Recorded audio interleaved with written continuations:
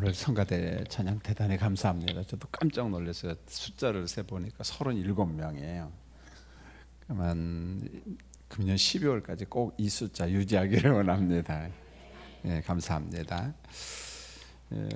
오늘 그 신앙교육 세 번째인데 주제를 잘 보시면은 엘리야 시대의 극단적인 신앙교육입니다. 보통 교육 가지고는 안 통해요. 그러니까 제가 볼 때는 극단적인 신앙 교육을 시키는 그런 장면을 볼 수 있습니다. 오늘 설교 본문이 굉장히 길어요. 열왕기상 16장 21절부터 18장 46절까지 전체를 한번 훑어보려고 합니다. 아합 왕 때 엘리야를 통한 신앙 교육은 이 평범한 교육이 아니에요. 보통 대부분 교육은 평범하게 이루어지는데 이 평범한 가지고는 도무지 통하지 않은 그런 시대를 맞이했습니다. 그래서 극한 방법으로 하나님께서 이스라엘 백성들, 특별히 북쪽 이스라엘 백성들의 신앙 교육을 시키는데 그 첫 번째가 뭐냐면은 가뭄과 기근이 3년 6개월 동안 계속됩니다. 여러분 말이 3년 6개월이죠. 한번 생각을 해보십시오. 여러분이 인생을 살아오시면서 우리나라 아니면 여러분들이 살았던 지역에 얼마간 가뭄이 기근이 계속되었는가 한번 생각해 보십시오. 3년 6개월이면요 이게 보통 일이 아닙니다. 자, 두 번째 어떤 교육이냐면 아합과 이세벨로부터 양식을 지원받는 바할과 아사라의 제사장들, 그러니까 이방의 제사장들이죠. 우상 숭배하는 사람들인데 자그마치 850명을 처형시킵니다. 죽이는 거예요, 여러분. 한두 명 죽이는 것이 아니라 그저 그쪽 무리의 제사장들을 몽땅 다 잡아 죽이는 겁니다. 세상에 이런 극단적인 방법이 어디 있어요? 그 다음에 이제 세 번째는 아합과 이세벨이 들판에서 죽임을 당하는데, 자, 이것도 끔찍하지만은 피를 개들이 핥아먹는 징벌을 내립니다. 사람이 죽었잖아요. 장례식을 치르지 못하고 그 대신에 들녘에 그 피가 튀긴데 짐승이 와서 그 피를 먹는다, 핥아먹는다. 이건 극한 징벌입니다. 보면 아주 무서운 징벌이에요. 그래서 많은 재앙 중에 이 세 가지 극한 징벌을 통해서 북쪽 이스라엘을 신앙 교육을 시킵니다. 여러분 그런데도요 잘 안 돌아와요. 보면은 자, 열왕기상 16장 29절을 보면은 오므리의 아들 아합이 북쪽 이스라엘의 왕이 돼요. 자, 북왕국은 남왕국과는 이렇게 왕통을 이어가는 개념이 전혀 달라요. 보면 북왕국, 남왕국 같은 경우는 하나님께서 언약을 맺잖아요. 다윗과 언약을 맺고 이런 언약을 맺으면서 다윗의 후손 가운데 왕통을 이어갑니다. 그 질서를 꼭 지키려고 노력합니다. 그런데 북쪽은 그러지가 않아요. 개인의 힘으로 내가 섬기던 왕을 죽여요. 그 사령관이, 밑에 있는 장관이 왕을 죽이고 자기가 왕이 됩니다. 그게 정통성이 없는 거죠. 그러니까 다음 신하가, 군사령관이 또 왕을 죽이고 자기가 또 왕이 되는 거예요. 보면 계속해서 이러한 일이 벌어지죠. 보면은 자, 하나님이 인정하는 정통성은 기본적으로 세 가지가 있어야 돼요. 하나님의 기름 부으심, 하나님이 인정을 해야 돼요. 두 번째로 제사장의 승인을 받아야 됩니다. 철저하게 제사장의 인정을 받아야 돼요. 그리고 백성들의 동의가 있어야 됩니다. 자, 이게 없다면은 불법적인 왕이에요. 여러분 불법적인 왕이 정권을 잡고 왕이 되면은요 나라가 어지러워요. 지난 시간에도 이야기했지만은 권모술수가 동원하고 안 되면 사람을 잡아 죽이기도 하고 별짓 다 합니다. 여러분 우리가 인생을 살아갈 때 원칙과 정통을 가는 훈련을 하는 게 좋아요. 목회자도 마찬가지입니다. 원칙을 가고 정통을 가면은요 뭐 특별히 권모술수가 필요가 없습니다. 다 인정을 합니다. 그러나 이 원칙과 정통을 가지 않고 목회자가 되고 신학을 이상야릇하게 하고 목회자가 되면은요 이상하게 목회를 해요. 격길로 갑니다. 보면은요. 그래서 우리 성도님들은 꼭 복음적이고 성경적인 정통과 질서를 따라 살아가는 우리 성도들이 되고 또 우리 교회가 되고 여러분의 자녀도 그렇게 양육하시기를 원합니다. 할렐루야. 예, 항상 원칙을 따라가는 게 좋아요. 자, 아버지 오므리를 이어서 아합이 왕이 돼요. 이때가 주전 874년인데 여러분 우리가 이제 아합하면 너무 부정적이죠. 오므리 하면 부정적인데 사실 하나님을 떠나서 보면 이들에게 긍정적인 게 참 많습니다. 보면은 아합 왕도 아버지 못지않게 국방 튼튼하게 만들었어요. 그 다음에 외교 탁월하게 잘합니다. 장사 아주 잘합니다. 오므리도 잘했지만 그의 아들 아합도 참 잘했어요. 자, 이 부분은 우리가 인정을 해야 됩니다. 그런데 하나님 관점에서 보면 반신앙적인, 반하나님적, 반율법적 그런 사람입니다. 열왕기상 16장 30절로 31절을 보면은 성경에 이런 말이 나와요. 이전 모든 사람보다 하나님 보시기에 더욱 악했다. 잘 보세요. 이전에 모든 사람보다 하나님 보시기에 어떻게 했다고요? 더욱 악했다는 겁니다. 이게 아합이 그랬다는 거예요. 열왕기상 16장 33절을 보면은 이전에 북이스라엘 왕들보다 하나님을 노하게 한 사람이 아합인데 이거 누구를 지금 빗대어서 하는 말이냐면은 베델과 단에다 금송아지를 세운 사람이 북왕국의 첫 번째 왕이 여로보암이잖아요. 여로보암. 오히려 여로보암의 죄를 오히려 가볍게 여긴 사람이 아합이야. 죄로 말하면 여로보암 넌 게임이 안 돼. 아합이 그만큼 반하나님, 반신앙적, 반율법적인 사람이었습니다. 아합이 이렇게 타락한 원인이 뭐냐? 뭔가 이유가 있지 않겠어요? 원인이 있는데 시돈의 왕인 옕바알의 딸과 결혼하면서 더 극단적으로 타락합니다. 이 결혼을 통해 가지고 자, 북이스라엘과 시돈이 동맹을 맺어요. 이 동맹을 맺을 때는 이유는 있습니다. 바로 위에 있는 아람, 지금의 시리아죠. 우리가 또 수리아 이렇게도 말하는데 다 같은 나라입니다. 이 나라를 견제하기 위해서 시돈과 북쪽 이스라엘이 택한 게 뭐냐면 정략 결혼이에요. 정략 결혼. 정략 결혼이 뭐겠어요? 자, 국가가 있고 부모님이 계시고 기업가가 있고 정치가들이 있는데 이들이 누군가 결혼을 해요. 결혼할 때 조건이 뭐냐? 이익이 우선이야. 당사자가 정말 사랑하고 애틋한 마음이 있느냐? 당사자 의견 보지 않아요. 딸의 의견, 아들의 의견 안 본다는 말입니다. 국가에 이익이 되느냐, 부모님에게 이익이 되냐, 기업을 하는데 이익이 되느냐, 정치가가 권력을 잡는데 이익이 되냐, 그러면 당사자 의견 상관없이 결혼시켜 버리는 거예요. 정략적 결혼이잖아요. 주로 왕실끼리 결혼을 합니다. 그리고 동맹을 맺어요. 보면은 여러분 재벌의 기업, 재벌들을 한번 보십시오. 기업을 확장하기 위해서 재벌 대 재벌들이 자녀들끼리 결혼시키잖아요. 권력을 가진 정치가들 보십시오. 법조인들이나 뭐 등등 이런 사람들 보면은 권력을 가진 사람들끼리 인맥을 꾸려나갑니다. 권력을 확장하기 위해서 정략 결혼을 한다는 거예요. 오늘 본문도 그거예요. 보면은요. 시돈과 북쪽 이스라엘이 정략 결혼을 합니다. 자연스럽게 아합이 결혼을 통해서 바알 문화, 풍요 문화, 농경 문화를 받아들입니다. 제가 지난주 수요일날 이야기했는데 문화하니까 별거 천만의 말씀입니다.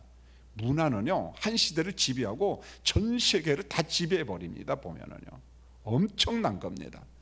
그런데 그동안 유목 문화에 익숙했던 그러한 사람들이 풍요 문화, 농경 문화 굉장한 거거든요. 이 문화를 접하고 나니까 다 빠져 들어가는 겁니다. 우리 어린 자녀들도 청년들도 예수를 믿고 구원받았고 교회 와서 예배 드리지만은 세속 문화의 영향을 받으면 서서히 오염돼요. 나중에 따는 정말 내가 기독교인 맞아? 나도 모르는 사람 혼합주의에 빠져버려 있어요. 예배당에서 예배 드리는데 혼합주의자예요. 혼합주의자. 정통 성경의 메인자가 아니라는 거니까요. 보면은요 그런 경향이 한국 교회도 많잖아요. 보면은요. 자, 아합은 이제 결혼을 통해서 바알 문화에 아주 깊숙이 빠졌어요. 뭐 보통 빠진 게 아닙니다. 보통 빠진 게 아니에요. 그런데 아합과 결혼한 이세벨이 어떤 여자냐? 아버지 기질을 그대로 닮았습니다. 아버지 완전 붕어빵이에요. 보면 복사판입니다. 성품이 굉장히 잔인했어요. 그래서 하나님의 선지자들을 잡아 죽입니다. 잡아 죽이잖아요. 그 다음에 율법을 따라 포도원 기업을 지키려고 하는 나봇을 갖다가 권모술수를 통원해서 다 죽여버리잖아요. 나봇을 갖다가 율법을 아무렇지 않게 그냥 잡아 죽이는 거예요. 그냥요. 여러분, 남을 갖다가 죽이고 남의 땅을 강탈하는데 극단적인 방법을 취하는 거예요. 이세벨이. 그게 이세벨이 그런 분위기 속에서 살아왔어요. 그게 시돈의 문화입니다. 그게 요즘 말로 하면 극단적 전제주의죠. 여러분, 전제주의가 뭡니까? 국가의 모든 권력을 자기 혼자 다 가지고 있는 거예요. 법이 있어요. 법은 형식입니다. 법 위에 내가 있는 겁니다. 여러분, 주로 어떻게 해요? 절대주의, 전체주의 혹은 공산주의 이런 데잖아요. 대표적인 데가 어디 북한이잖아요. 보면은요, 김일성, 김정은, 김정일 이렇게. 여러분, 중국도 여전히 그에서 못 벗어나요. 공산당이거든요. 보면 가장 그 폐쇄적인 국가가 중앙아시아에 있어요. 여러분 들어봤어요. 투르크메니스탄이라는 말 보면은요, 그게 완전히 그 대통령이 깡패 같은 사람이에요. 그래서 야, 건물은 전부 다 흰색을 칠해. 다 흰색으로 칠해놨어. 자기 마음대로요. 그냥 보면은요, 이런 거잖아요. 아프가니스탄 같은데 보면은 얼마나 피곤하겠어요. 그 밑에 살아가는 사람들이. 그러니까 시돈의 그 이세벨의 아버지가 그런데 딸이 그 문화를 그대로 북쪽 이스라엘에서 하는 거야. 아합이 그 영향을 받죠. 그 문화에 완전히 젖어버립니다. 이세벨은 극성스러운 바알 숭배자인데 열왕기상 18장 19절에 보면은 어느 정도냐? 바알 숭배자 450명, 아세라 숭배자 400명, 이세벨에서 상에서 먹었다, 그런 말이 나와요. 850명 이세벨 밥상에서 먹었다, 그런 말은 아니죠. 이세벨이 바알의 제사장들에게 양식을 끊임없이 공급해 주는 거예요. 보면은요. 그러니까 이 이방의 제사장들이 후광이 있는 거죠. 뒷배경이 누굽니까? 이세벨이 우리하고 함께 하는데 대단한 거잖아요. 보면요, 그들의 먹거리를 다 제공하는 겁니다. 보면은. 자, 북이스라엘이 기근과 가뭄으로 참 힘들어할 때 바로 그때 엘리야가 등장합니다. 이때 엘리야가 딱 등장을 하는데 열왕기상 17장 1절 오늘 읽었는데 디셉 사람 엘리야 이렇게 말합니다. 엘리야가 하나님으로부터 말씀을 받잖아요. 예언을 합니다. 하나님 여호와께서 살아계심을 두고 맹세한다. 내 말이 없으면 수년 동안 3년 6개월 동안 비도 이슬도 내리지 않는다. 여러분, 광야지대에서 이슬은 생명이거든요. 비도 안 와요, 이슬도 내리지 않는다. 이걸 선언해 버리잖아요. 여러분, 가뭄과 기근을 따라 이동한 엘리야의 동선을 한번 잘 보세요. 그가 어디로 이렇게 걸쳐가는가 동선을 잘 보면 처음에는 요단 동편 그리시나가, 그러니까 아마 야복강 그쪽 줄기에 보면은요, 그리시나가에서 물을 마시고 까마귀가 가져다주는 떡과 고기를 먹어요. 자, 우리가 주일학교 다닐 때부터 많이 들었는데 까마귀가 이게 보통 일이 아니에요. 보면은요, 까마귀는요 새 중에 청소부입니다. 뭔 말인지 아시죠? 싹 먹어치우는 거예요. 양복, 까마귀한테 그런 거 없습니다. 무엇이든지 먹어치우는 새가 까마귀인데 이런 까마귀가 엘리야한테 아침과 저녁으로 먹을 것을 갖다 주었다? 이론상으로 가능해요? 불가능해요? 이건 불가능합니다. 여러분요, 말이 안 되는 거예요. 조류학을 연구한 사람한테 이 질문을 하면은요, 정신 나간 소리 하지 마, 그럽니다. 여러분요. 그럼 말이 안 되는 거예요. 그래서 까마귀가 아침 저녁으로 먹거리를 갖다 준 것은요, 기적이에요. 기적. 그래서 이걸 무엇과 비교한 줄 알아요? 광야 40년 동안 하늘로부터 뭐가 내려와요? 만나가. 하나님이 만나를 주신 것처럼 하나님께서 까마귀를 통해서 엘리야에게 먹거리를 공급한 거예요. 똑같은 사건이에요. 불가능합니다. 까마귀가 어떻게 지가 먹던 걸 양보해? 그런 까마귀 없다니까, 여러분요. 놀라운 사실이라는 거예요. 자, 두 번째로 이제 그리 시내가의 물도 싹 말라버렸습니다. 엘리야를 어디로 보내냐? 먼 이방 땅으로 이동을 시켜요. 거기가 어디냐? 시돈 땅이야. 시돈. 우리가 옛날에 사회책에서는 페니키아라고 배웠잖아요. 레바논 뭐 이쪽에 페니키아 살고 있는 시돈 땅에 살면 사르밧 과부한테 보냅니다. 신약 성경은 사렙다로 나와. 사르밧이든 사렙다든 똑같은 겁니다. 유리 제조 기술이 엄청나게 발달한 그런 유리 산업이 발달한 그런 곳. 자, 여기에 사렙다 과부가 사르밧 과부가 살았는데 열왕기상 17장 8절로 13절을 보면은 시돈의 사렙다 과부 역시 너무너무 힘들었어요. 먹을 양식이 없거든요. 이렇게 말합니다. 통에 있는 가루 한 움큼과 병에 남아있는 기름을 가지고 마지막 음식을 만들어 먹고 죽으려고 했습니다. 이런 일이 있을까요? 보면은요, 얼마나 가난했으면은 마지막 이거 만찬 음식 만들어 먹고 죽기를 기다릴 만큼 가난했습니다. 이런 여인을 향하여 엘리야가 요청을 합니다. 최후 만찬용 음식을 만들어 4개 가져오래. 나로 먹게 하라. 이 정신 나간 사람 아닙니까? 그냥 엘리야면 참 막 우리 긍정으로 보는데 이게 정신 나간 거 아니겠어요? 엘리야의 청탁은 정상이 아니잖아요, 보면은. 그런데 보십시오. 엘리야의 말을 잘 주목해 보시면은 열왕기상 17장 13절에 사르밧 과부여 두려워 말라. 가서 내가 말한 대로 해라. 내가 너한테 말한 대로 하라. 이게 이방 여인이에요, 여러분. 이방 여인한테 내가 너한테 말한 대로 하라. 먼저 그것으로 나를 위하여 작은 떡 1개를 만들어 가지고 와라. 남은 양식도 별로 없습니다. 작은 떡 1개를 만들어 가져오라. 그 후에 너와 내 아들을 위하여 떡을 만들라. 만들 게 있어야지 만들죠. 이런 말을 합니다. 자, 성도님들 숙제입니다. 퀴즈. 엘리야는 과부의 사정을 몰랐을까요? 알았어요, 여러분. 여러분 참 똑똑합니다. 알았습니다, 여러분요. 과부의 형편을 잘 알죠. 사르밧 과부는요, 어디에 사람이냐? 흑암과 그늘진 땅, 사막의 땅에 살고 있는 사람이에요. 성경에 보면은 그런 표현이 많이 나오잖아요. 흑암의 사람, 사막과 그늘진 땅에 살고 있는 사람, 사르밧 과부는 바로 그 이방 여인에게 하나님을 증거하는 중이에요. 극한 상황 속에서 하나님을 증거하는 중입니다. 보십시오. 북쪽 이스라엘은 하나님을 버렸어요. 빛의 나라인데 어둠을 택합니다. 그런데 반대로 어둠의 여인, 흑암의 여인, 사망의 여인은 열린 마음으로 빛을 영접합니다. 하나님의 사람을 영접을 합니다. 사르밧 과부여, 이런 거잖아요. 염려와 배고픔에 대한 걱정을 내려놓으라. 일종의 훈련이에요. 제가 평범하게 이야기하니까 그런갑다지 이게 소통이 되겠습니까? 사실은요. 이런 환경 속에 열왕기상 17장 14절에 비를 지면에 내리는 날까지 그 통의 가루가 떨어지지 않는다. 그 병의 기름이 없어지지 않는다. 열왕기상 17장 15절로 16절입니다.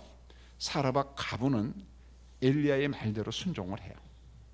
놀랍죠.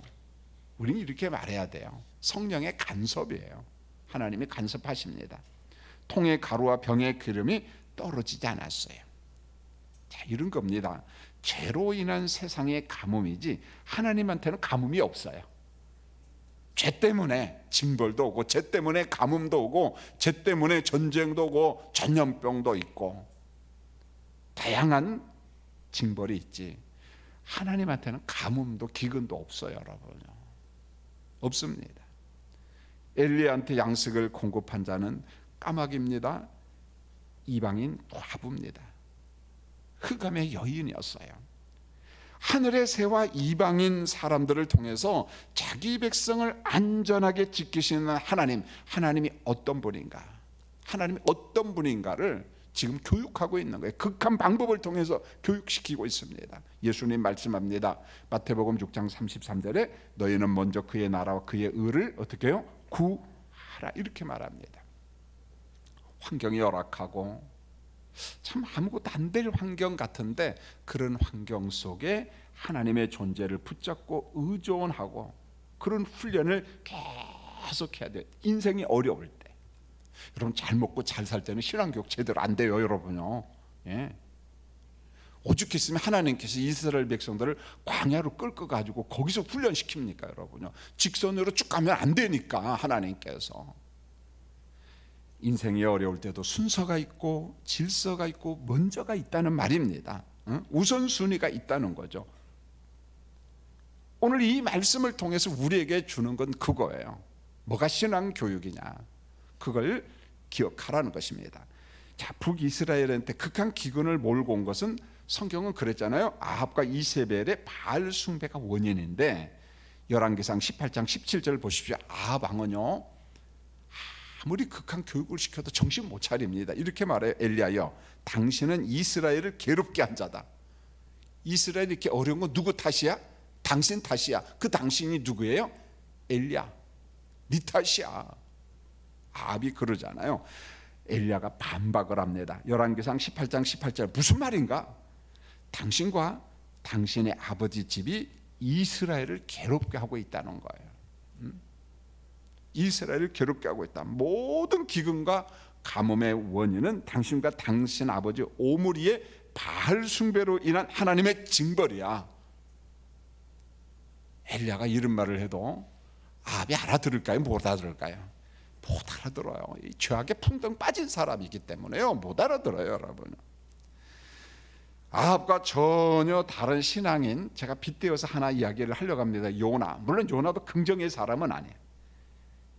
굉장히 편협한 사람이잖아요. 어떤 면에서 극단적 선민주의자 그런 사람인데, 그런데 요나는 니느웨 성읍에 가서 선교하라 명령을 버리고 다시스로 가다가 큰 폭풍을 만납니다. 배가 거의 파선할 지경이잖아요. 그 풍랑 속에서 요나는 이렇게 말합니다. 요나서 1장 15절에 이 큰 폭풍을 만난 것이 나 때문인 줄 아노라. 이렇게 하고 니느웨로 가면 좋겠는데, 물론 요나는 안 가. 하나님께서 물고기를 준비하지만, 그러나 그 뒷장면은 제외하고 나 때문인 줄 아노라. 자, 보십시오. 아합은 누구 때문이야? 당신 때문이야. 요나는 뭐라고 이야기합니까? 누구 때문이야? 나 때문이야. 차이점이에요. 인식의 차이점이에요. 재난을 어떻게 인식하느냐. 아합은 당신 때문이야. 요나는 나 때문이야. 우리가 어떤 재난과 어떤 환경에 있을 때 어떤 인식을 가지고 바라보느냐, 이게 대단히 중요하다는 거죠. 보면은요, 당신 때문이야, 나 때문이야. 이 차이점이에요, 여기에요. 자, 엘리야의 사명은 백성들로 하여금 돌아오게 하는 신앙 교육을 시키는 거예요. 하나님께서 엘리야를 통해서 다 돌아와야 된다, 돌아와야 된다. 열왕기상 18장 21절 이렇게 말합니다. 어느 때까지 둘 사이에서 머뭇하려느냐. 어느 세월 그렇게 그냥 머뭇하려고 하느냐.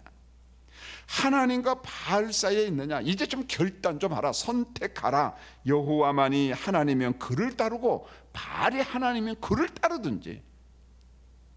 제발 좀 혼합주의에서 이것도 아니고 저것도 아니고 제발 그러지 말라는 거예요. 양쪽에 걸친 미지근한 신앙, 혼합주의 신앙, 그 좀 버리라는 거예요. 엘리야가 주문합니다. 여러분 마태복음 6장 24절에 두 주인을 섬긴 자들이 있어요. 두 주인을 섬겨요. 양다리 걸치면서.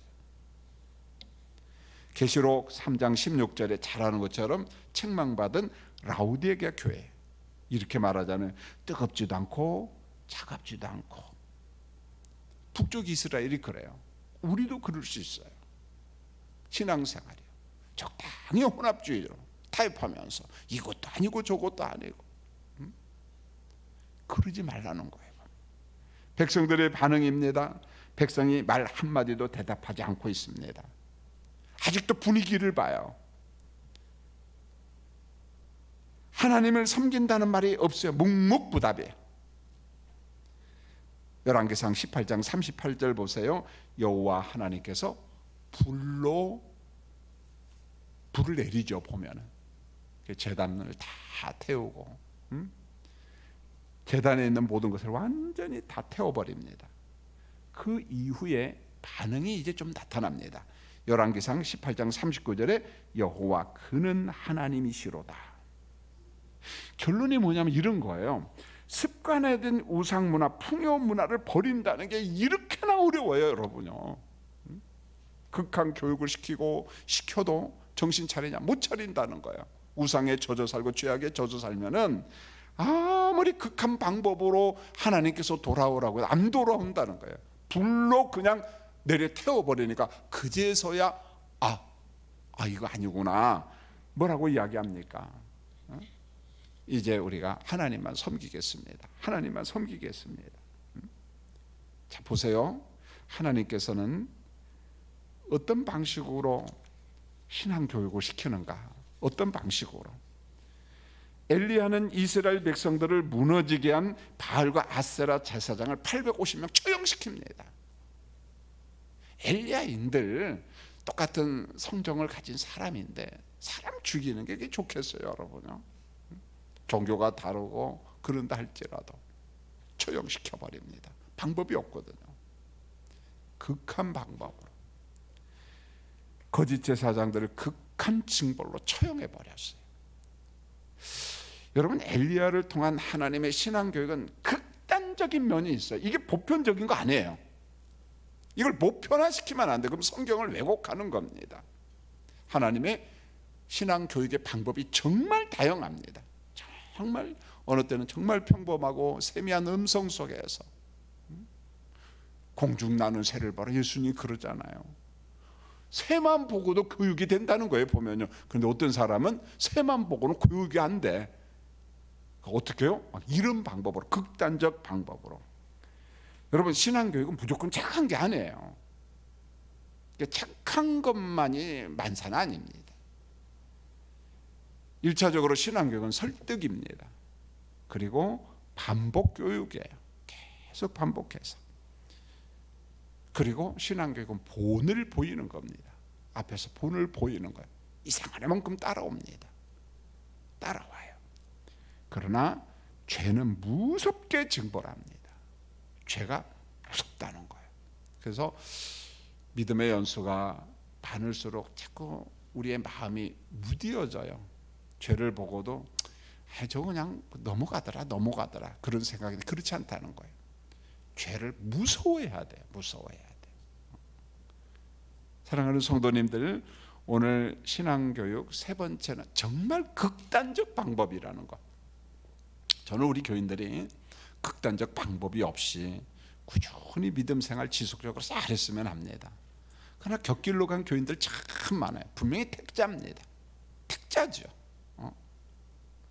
하나님께서 그들을 어떻게 다시금 부르실까? 방법은 여러 가지예요. 그러나 극단적 방법을 통해서 정신 차리고 돌아온다는 것은 어리석은 거예요, 성도님들. 여러분, 중보기도해 주세요. 누군가를 위해서 신앙생활 분명히 부름받은 백성일 텐데 곁길로 간 사람들, 게으른 사람들, 영적으로 낙태한 사람들 많거든요. 보면은요, 하나님께서 그들을 불러올 겁니다. 어떤 방법으로 불러올 것인가? 목회를 쭉 볼 때 평범하게 해서는 잘 안 와요. 그런 표현이 있잖아요. 얻어맞고 부러뜨리고 깨지고 박살나고 그래야만이 그때의 천부여 의지야. 이 노래 부르고 와요, 보면은요. 근데 여러분의 가정에 그런 일이 없었으면 좋겠어요. 평범한 가운데도 주의 음성을 듣고 주님의 인도하심을 받는 우리 교인들이 되었으면 합니다. 이제 말씀을 맺겠습니다. 오늘 교육 방법은 정말 극단적 방법이라는 거, 하나님이 이 방법도 쓰신다는 거, 여러분이 꼭 기억했으면 좋겠습니다. 광고 말씀 드리죠.